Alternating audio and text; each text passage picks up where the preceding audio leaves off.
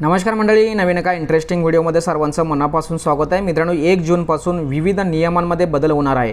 आता हा झालेला नियम कोणाला उपयुक्त असणार आहे किंवा कोणाला त्रासदायक असणार आहे, घातक असणार आहे, याविषयी संपूर्ण माहिती आपण या व्हिडिओमध्ये जाणून घेणार आहोत। व्हिडिओला सुरुवात करण्यापूर्वी चॅनलवरती जर नवीन असाल तर कृपा करा चॅनल सबस्क्राइब करा। अशाच महत्त्वपूर्ण अपडेट या चॅनलवरती येत असतात। चला तर मित्रांनो, व्हिडिओला सुरुवात करूया। तर मित्रांनो, मे महिना संपत आला आहे आणि जून महिन्याला सुरुवात होणार आहे। त्यामुळे 1 जूनपासून अनेक नियमांमध्ये बदल होणार आहे। त्याचा थेट परिणाम तुमच्या खिशावर होऊ शकतो। यामध्ये घरगुती गॅस सिलेंडरसह इंधन आणि इतर गोष्टींचाही समावेश आहे। 1 तारखेपासून कोणते 5 मोठे बदल होणार आहेत याविषयी संपूर्ण माहिती जाणून घेऊया। यामध्ये गॅस सिलेंडरच्या दरामध्ये बदल होणार आहे। प्रत्येक महिन्याच्या पहिल्या दिवशी घरगुती आणि व्यावसायिक गॅस सिलेंडरच्या दरात बदल होत असतात। याआधी 9 मार्च रोजी घरगुती गॅस सिलेंडरचे दर कमी झाले होते। व्यावसायिक गॅस देखील एप्रिल महिन्यात स्वस्त झाला होता। आता जूनमध्ये त्यांच्या किमती वाढणार की घटणार हे पाहावे लागणार आहे। तसेच मित्रांनो, वाहतुकीच्या नियमामध्ये सुद्धा बदल होणार आहे। अल्पवयीन मुले गाडी चालवताना दिसल्यास त्याच्या पालकांकडून मोठा दंड आकारला जाणार आहे। हा दंड 25,000 पासून असू शकतो। सोबतच वेगाची मर्यादा ओलांडणाऱ्या व्यक्तीला गाडी चालवल्यास 2,000 रुपये दंड भरावा लागणार आहे। यापूर्वी हा दंड 1,000 रुपये इतका होता।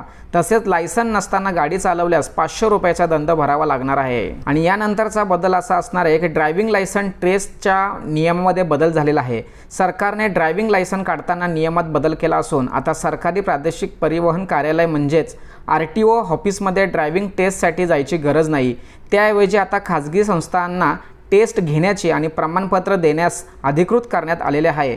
आता हे 1 जूनपासून नवा नियम लागू होणार आहे। केंद्र सरकारने आधार कार्ड संदर्भात सुद्धा नियमामध्ये बदल केलेला आहे। 14 जूनपर्यंत सामान्य लोकांना कोणतेही अतिरिक्त शुल्क न देता आधार कार्डमध्ये बदल करता येणार आहे। आधार सेंटरवर जाऊन आधार कार्डमध्ये बदल करायचा असल्यास प्रत्येक अपडेटसाठी 50 रुपये द्यावे लागत होते, परंतु 14 जूनपर्यंत तुम्ही आधार कार्ड अपडेट करू शकता। त्यासाठी कोणत्याही प्रकारचे पैसे देण्याची गरज नाही।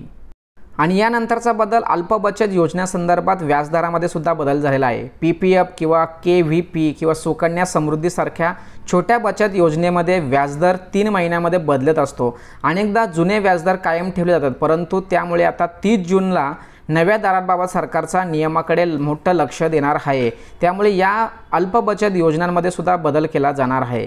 आणि यानंतरचा दुसरा असा बदल आहे किंवा असा नियम आहे की RBIने जारी केलेल्या बँक हॉलिडेज लिस्टनुसार बँक जूनमध्ये 8 दिवस बंद असणार आहे। रविवार, दुसऱ्या आणि चौथ्या शनिवारच्या सुट्ट्यांसह तब्बल ईद सारख्या मोठ्या सणाचा विचार करता जून महिन्यामध्ये बँका तब्बल 8 दिवस बंद असणार आहे। अशा प्रकारे मित्रांनो, 1 जूनपासून विविध नियमांमध्ये बदल होणार आहे। आणि हा नियम काही लोकांना चांगला असणार आहे तर काही लोकांना त्रास देणार आहे।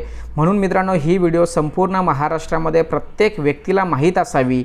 ही माहिती जाणून घेण्यासाठी त्यांच्यापर्यंत ही व्हिडिओ पोहोचवण्यासाठी सहकार्य करा। तोपर्यंत जय हिंद, जय महाराष्ट्र।